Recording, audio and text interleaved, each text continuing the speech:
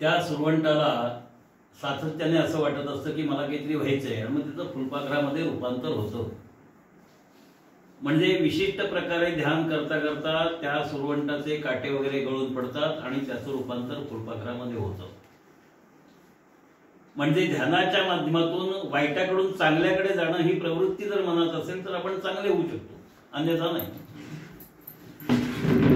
आणि म्हणून ध्यानाचा ज्या वेळेला आपल्याला विचार करायचा असेल त्यावेळेला मी कोणत्या प्रकारचं ध्यान करायचंय, मला काय व्हायचंय, मी कोण आहे, माझा प्रवास कोणत्या मार्गाने मला करायचा आहे, याचाही विचार करणं अत्यंत गरजेचं आहे.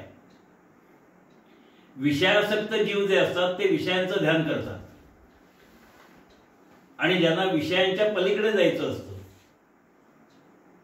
ती व्यक्ती मात्र परमेश्वराचं चिंतन मनन करण्याचा प्रयत्न करते. या योगशास्त्रातल्या ध्यानामध्ये अपेक्षा अशी आहे की आम्ही परमेश्वराचं ध्यान करणार आहोत, आम्हाला मुक्ततेकडे जायचं आहे. परंतु मुक्ततेकडे जायचं असेल तर ज्या गोष्टी आम्ही करणं गरजेचं आहे त्या गोष्टी नेमक्या काय आहेत त्या समजून घ्याव्या लागतील. म्हणजे मी कोण आहे हा विचार मला निश्चित करावा लागेल. म्हणजे मी कोण आहे याचा विचार करता करता अहम ब्रह्मास्मी याचं स्फुरण जर माझ्या हृदयात झालं, माझ्या मनात झालं, आणि मग ते स्फुरण झाल्यानंतर मी ब्रह्मरूप आहे असा ज्या वेळेला माझा विचार स्थिर व्हायला लागेल त्यावेळेला ब्रह्म हे सर्व व्यापक आहे तसा मी सर्व व्यापक होण्याचा प्रयत्न करेन, आणि मग द्वैत भाव हळूहळू गळून पडेल. तो किती सहजपणे गळून पडला पाहिजे तर बाबू बोरकर म्हणतात त्याप्रमाणे जीवन त्यानं कळले हो. म्हणजे त्यांना जीवनाचा अर्थ कळला. कोणाला? सहजपणाने पक्व फळापरी सहजपणाने गळले हो. म्हणजे झाडावरचं फळ जितक्या सहजपणाने झाडावरनं गळून पडतं तितक्या सहजपणे विषयांच्या पलीकडे गेलेला हा देह गळून पडू शकेल अशा अवस्थेला जो पोहोचला तो ध्यान या अवस्थेला पोहोचला, कदाचित मुक्ततेच्या अवस्थेला पोहोचला. आणि म्हणून या सगळ्या विषयांच्या माध्यमातून आम्हाला हळूहळू बाजूला व्हावं लागेल, त्या कर्दमातून त्या चिखलातून दूर व्हावं लागेल. माऊलीने एक दृष्टांत दिला. माऊली म्हणते आम्ही कसे आहोत? पाहेपा दूध गोड आणि पवित्र, पासी त्वचेछिया पदरा आड, परिते अवघेरुनी गोचिड, अशुद्ध काय सेवत असे. म्हणजे गाईच्या सडावर असलेलं जे गोचिड आहे, सडाच्या आतल्या बाजूला अत्यंत सुंदर मधुर असं दूध आहे, पण त्या दुधाच्या ऐवजी बाहेरचं अशुद्ध रक्त पिण्यामध्ये त्याला समाधान आहे. आम्ही ध्यान करताना त्या बाहेरच्या विषयांचं ध्यान करतो. अंतरंगात असणारं जे चैतन्य आहे त्या चैतन्याकडे आम्ही पाहिलाच तयार नाही, कारण आमची दृष्टी चैतन्याकडे नाहीच आहे. आमची सर्व इंद्रिय बाह्य भागामध्ये बाह्य रूपाकडे वळलेली असल्यामुळे अंतरंगात शोध घेताच येत नाही. म्हणून मी मला पाहण्याचा ज्या वेळेला प्रयत्न करेन, मला समजून घेण्याचा प्रयत्न करेन, मी कोण आहे याचा विचार करायला सुरुवात करेन, त्यावेळेला कदाचित ध्यान या अवस्थेकडे मी गेलेला असेल. आणखी एक दृष्टांत माऊलीने दिला. माऊली म्हणाली कमलकंद आणि दर्दुरी नांदणुक एकची घरी, परी परागू सेविजे भ्रमरी येरा चिखलची उरे. म्हणजे कमळाचा देठ आणि बेडूक दोघेही चिखलातच राहतात, परंतु बेडूक चिखलाच्या बाहेर जायला तयार नाही आणि कमळाचा देठ मात्र वरती उभारून येतो, आणि मग त्याचं जे कमळाचं जे काही स्वरूप आहे ते अन्य जगाला पाहायला मिळतं. आम्ही त्या चिखलात उडुंबत राहायचं का बाहेर यायचं याचा विचार ध्यानाच्या माध्यमातून आम्हाला करायला पाहिजे. विपश्यना मार्ग बौद्ध धर्मीयांचा आणि वेदप्रामाण्य मानणाऱ्यांचा आस्तिक विषय, आस्तिक विचार या दोघांमध्येही मूलभूत तफावत आहे. विपश्यनेच्या माध्यमातून आम्ही नकारात्मक भूमिकेकडे वळतो आणि अस्थिपक्षाच्या माध्यमातून आम्ही सकारात्मक भूमिकेकडे वळतो. त्यामुळे प्राचीन काळी या देशामध्ये आस्तिक आणि नास्तिक असे दोन प्रकारचे वाद निर्माण झाले. आस्तिक पक्ष म्हणतो की मी ब्रह्म आहे, मी म्हणजेच ईश्वर आहे, माझ्यात ईश्वर आहे, मी स्वतः ईश्वर आहे.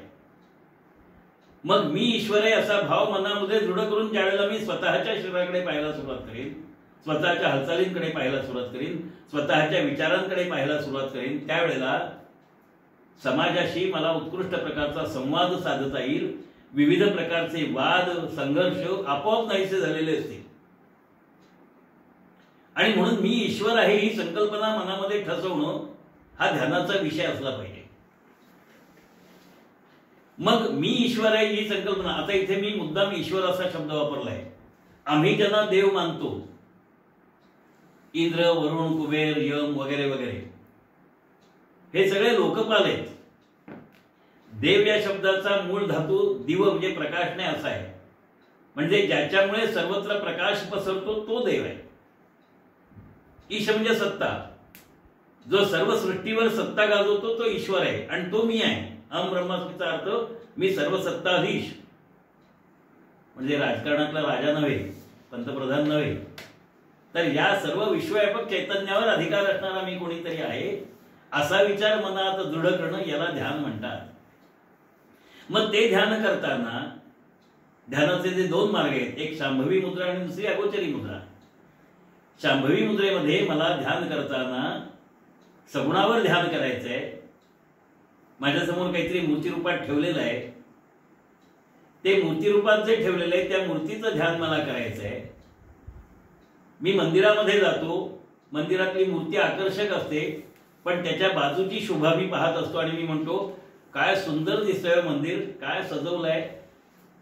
म्हणजे मी गेलोय कशासाठी? आतली मूर्ती पाहण्यासाठी, देवाचं दर्शन घेण्यासाठी.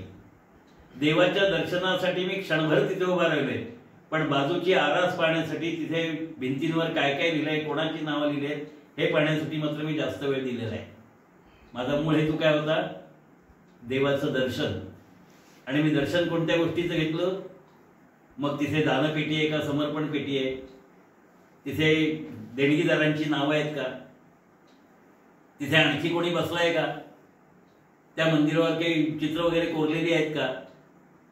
विविध प्रकारचे दिवे लावलेले आहेत का? दिवे लावायची सोय हल्ली सगळ्यांना असते, नको तिथे आणि नको त्यावेळेला. आमची त्या आरासीकडे आमचं लक्ष असतं, देवाला घातलेल्या हाराकडे लक्ष असतं. काय सुंदर हार आहे हो, सोन्याचा हार असेल तर काय सुंदर नेकलेस आहे हो. मला ह्या नेकलेस शब्दाचा अर्थ कधी कळला नाही. आपल्याला कळलं तर सांगा. नेक म्हणजे मान ना, आणि लेस म्हणजे नाही.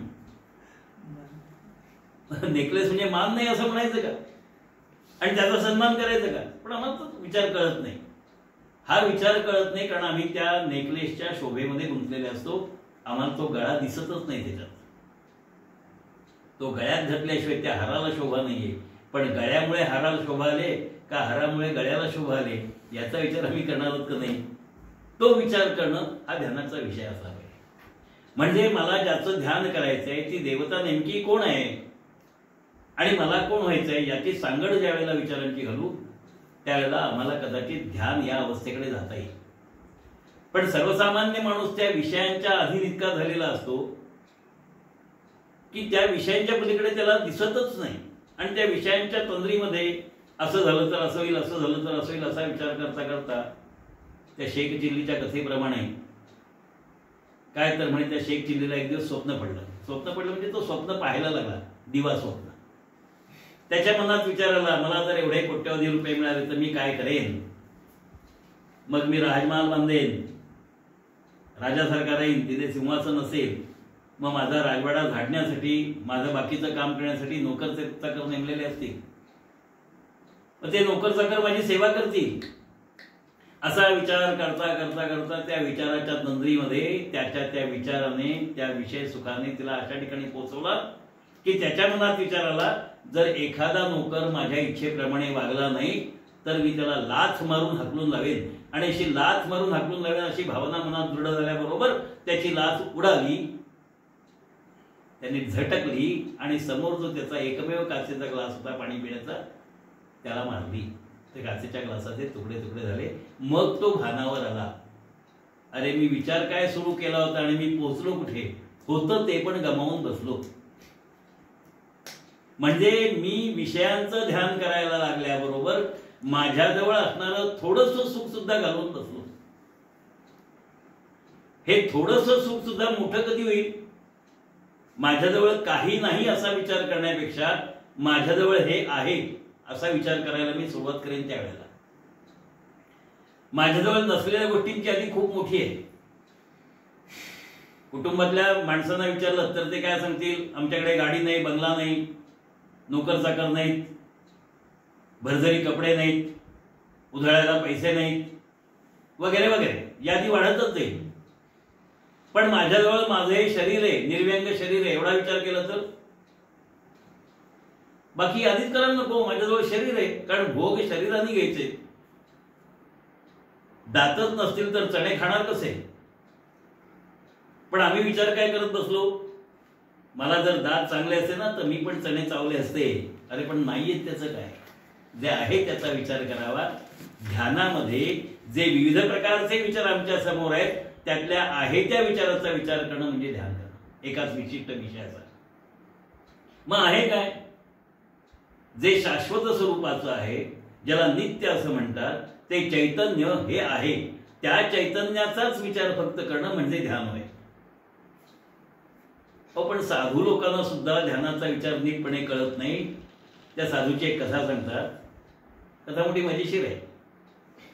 तपश्चर्या करणारा साधू, बरेच दिवस तपश्चर्या झाली, खूप चांगलं वाटायला लागलं, तपश्चर्याच्या काही सिद्धी प्राप्त झाल्या. आणि असं करता करता एक दिवस त्याची ती लंगोटी होती ती उंदराने कुरतडली. आता तपस्वी असणारा, अन्य गोष्टींना तुच्छ मानणारा, देहाचा सुद्धा फारसा विचार न करणारा साधू, त्याची लंगोटी उंदराने खाल्ल्यानंतर त्याच्या मनात विचार आला की आता दुसरी लंगोटी जर उंदराने खाल्ली तर ते बरोबर नाही, या उंदराचा काहीतरी बंदोबस्त करायला पाहिजे. एका निसटत्या क्षणी हा विचार मनात शिरला. ध्यानाचा, तपश्चर्याचा विषय बाजूला पडून उंदराचा विषय त्याच्या डोक्यात शिरला. मग त्या उंदराचा बंदोबस्त तर व्हायला पाहिजे, त्याशिवाय माझे कपडे व्यवस्थित राहणार नाहीत. आणि मग कपडे व्यवस्थित राहायला का पाहिजेत? तर माझी आबरू जाऊ नये म्हणून. म्हणजे मी इतरांपासून वेगळा आहे असा एक सूक्ष्म विचार त्याच्या मनात उद्भवल्याबरोबर त्या साधूने उंदराला मारण्यासाठी मांजरीचं पालन पोषण करायचं ठरवलं. एक मांजर आणली, मांजर सांभाळली. त्या मांजराने त्याचं काम केलं, उंदीर मारला. साधूला काही उंदीर मारल्याचं पाप लागलं नाही. पण आता त्या मांजराला खायला काय घालायचा हा प्रश्न त्याच्यासमोर उभा राहिला. मग त्या मांजराला खायला घालण्यासाठी साधूने काय केलं? त्याला दूध पाहिजे म्हणून एक गाय सांभाळली. गाईचं दूध काढायचं, त्या मांजराला द्यायचं, स्वतः प्यायचं.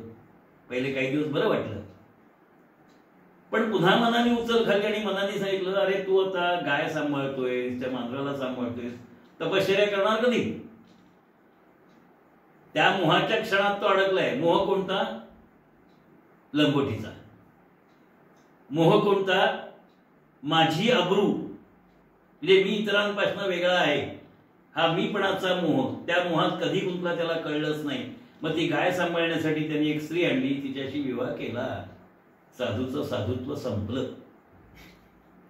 तेव्हा हे जे विविध प्रकारचे विषय आहेत ते विषय आमच्या मनाला सातत्याने असे दुसरीकडे ओढत असतात.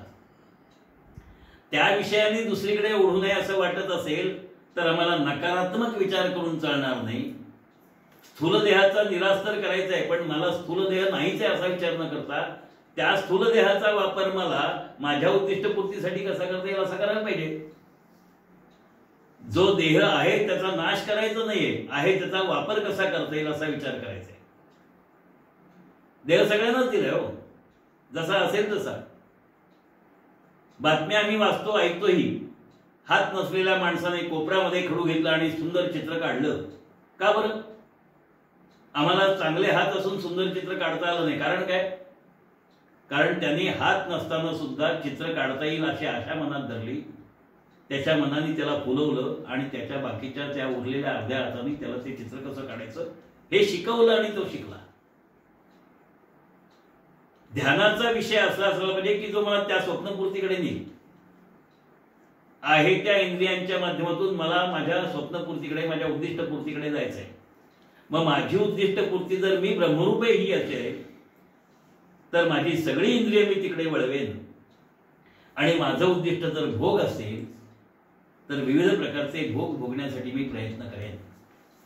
म्हणून ध्यानाचा विचार करताना भोगाचा विचार बाजूला ठेवावा लागेल, विषय भोगाचा विषय सुखाचा विचार बाजूला ठेवावा लागेल आणि मला एकमेव विचार की मी ब्रह्मरूप आहे आणि हे सगळं जग ब्रह्मरूप आहे, मी त्या ब्रह्मरूपाचाच एक अंश मात्र आहे असा विचार करून मला जगण्याचा प्रयत्न करावा लागेल. म्हणून आत्मनः पश्यन्ति म्हणजे ते स्वतःला पाहू शकतात. आता स्वतःला पण म्हणजे आरशात पाहणं नव्हे, मी कसा दिसतोय, मग चांगला दिसण्यासाठी वेशभूषा कशी असावी, केशभूषा कशी असावी, याला स्वतःला पाहणं म्हणत नाही. तर मी स्वतःला माणूस म्हणून पाहू शकतोय का, मनुष्यत्वाचे कोणते गुण माझ्याकडे आहेत याचा विचार मी ज्यावेळेला करायला सुरुवात करेन आणि ते विचार मनामध्ये पक्के करून मग मनुष्यत्वाचे गुण कोणते. सोशल सायन्सने म्हणलो man is a social animal, म्हणजे मनुष्य हा समाजप्रिय प्राणी आहे. त्यातल्या प्राणी या शब्दाला कंस टाकून मी जर जगण्याचा प्रयत्न केला तर मी समाजाचा झालेला असेल. वपू काळेंच्या कादंबरीमध्ये पार्टनर नावाची एक कादंबरी, त्याच्यात एक सुंदर वाक्य आहे. ते असं म्हणतात, माणूस हा गर्दीचा झाला म्हणजे स्वतःला विसरून जातो. गर्दीचं होणं म्हणजे काय, गर्दीत मिसळणं नव्हे, तर हे शरीर इतरांच्या उपयोगी पडेल यासाठी सातत्याने प्रयत्न करणं म्हणजे गर्दीचं होणं. मग कोणी ज्या वेळेला हात मारेल त्या क्षणी मी त्याच्यासाठी धावून जाईल, मला जे करता येईल ते करेल, मी करतोय मी करेन असा भाव मनामध्ये न ठेवता हात मारली की धावत जाणं. ज्याप्रमाणे असं म्हणतात गजेंद्र मोक्षाच्या कथेमध्ये, गजेंद्राचा धावा ऐकून वेगे घाली शिवडी, धाव पाव सावळी विठाई कामनी धरीची आडी. म्हणजे त्या गजेंद्राने त्या हत्तीने मगराने तिचा पाय पकडलेला असताना शेवटची इच्छा म्हणून एक कमळाचं फुल तोडलं आणि त्या विष्णूकडे भिरकावलं आणि सांगितलं, बस मला एवढंच करता आलंय, आता तुला काय करायचं ते कर. त्या क्षणी हातातला घास बाजूला टाकून भगवान विष्णू धावत निघाले आणि त्यांनी त्या हत्तीला सोडवलं मगराच्या मिठीतून. याला ध्यान म्हणतात. त्या ध्यानाशिवाय मुक्ती नाही.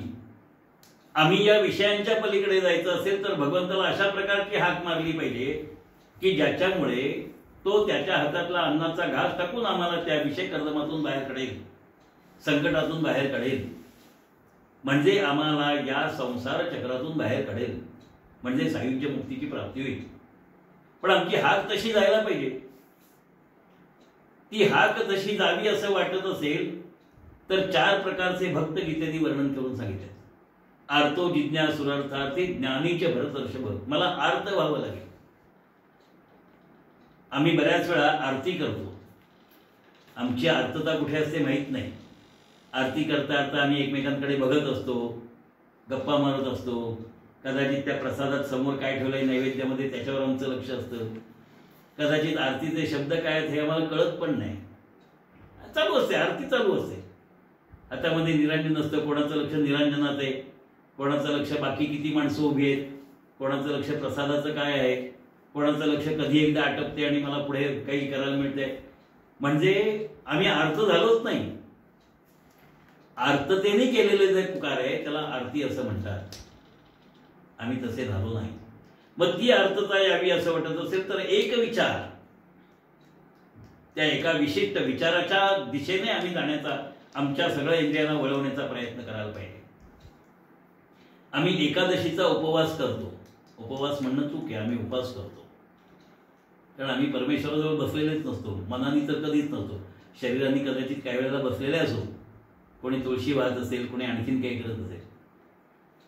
पण एकादशी म्हणजे काय हो, आमची सगळी इंद्रिय, पंच ज्ञानेंद्रिय, पंच कर्मेंद्रिय आणि 11वं मन, अशी 11 इंद्रिय ज्यावेळेला एका विशिष्ट दिशेने जात असतील त्यावेळेला त्या भगवंताच्या सगुण मूर्तीचं ध्यान कदाचित लागलेलं असेल. सगुणाचं ध्यान म्हणजे शांभवी मुद्रा आणि निर्गुण निराकाराचं ध्यान, ज्योतीचं ध्यान, बिंदूचं ध्यान म्हणजे अगोचरी मुद्रा. आम्हाला हे ध्यान करताना त्या प्रकारचं ध्यान लावायला पाहिजे. जगप्रसिद्ध मूर्तिकाराला, चित्रकाराला कोणीतरी प्रश्न विचारला की बाबा रे, तू हे कसं काय तयार करतोस, शिल्प कसं तयार करतोस? तो म्हणाला, मी काहीच करत नाही. माझ्या समोर जो दगड असतो त्या दगडामध्ये मला त्या मूर्ती दिसतात मग त्या मूर्तींच्या ज्या रेषा दिसतात त्या रेषांपेक्षा जास्त असणारा भाग मी काढून टाकतो. मूर्ती तिथेच असते. ती मूर्ती पाहायला आम्ही शिकलोत का तर ध्यान लागलं. तसं माझ्या अंतरंगात जी मूर्ती आहे भगवंताची म्हणा, माझी स्वतःची म्हणा, म्हणजे ब्रह्मरूपाची जी मूर्ती आहे ते चैतन्य आहे. त्या चैतन्याकडे मी पाहायला शिकलो आणि ते चैतन्य मला दिसायला लागलं तर बाकीचे अवयव आपोआप गळून पडतील. असले काही नसले काय काही फरक पडत नाही. ज्याप्रमाणे कुंभाराचं चाक पूर्वीच्या काळचं, आता वस्तू यंत्रावर तयार होतात त्यामुळे त्या चाकाचा अर्थही कोणाला कळणार नाही आणि कुंभाराचं चाक म्हणजे काय सांगितलं तर लोक वेड्यासारखे बघत बसतील. पूर्वी एक चक्र फिरत असे, त्या चक्रावर मातीचा गोळा ठेवायचा आणि मग तो कुंभार हाताने त्याला आकार द्यायचा. वस्तू तयार झाली की तो चिखलाचा गोळा मातीचा जो असेल वस्तू तयार केला तो बाहेर काढायचा. चाक मात्र फिरतच राहायचा. जोपर्यंत गती आहे तोपर्यंत चाक फिरत राहणार आहे. गती संपली की चाक थांबणार आहे. तसं माझी निर्मिती करून झाली, वस्तूची निर्मिती झाली, मी ब्रह्मरूप झालो, माझ्या देहापासून मी विलग झालो, अलग झालो, केवळ साक्षी भावाने राहिलो की देह जरी शिल्लक असला तरी माझा त्या देहाशी कोणत्याही प्रकारचा संबंध असणार नाही. म्हणजे कमलपत्र इव जसं म्हणतात, पाण्यामध्ये कमळाचं पान असतं पण त्याला पाण्याचा स्पर्श नसतो, बाहेर काढलं की ते कोरडं ठणठणीत असतं.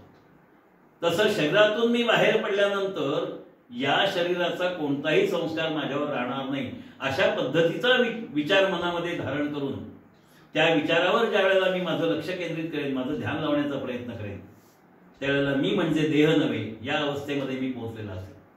आणि या अवस्थेमध्ये पोहोचण्यासाठी जी क्रिया करायची त्याला ध्यान असं म्हणतात. मग इथे मला काय करावं लागेल?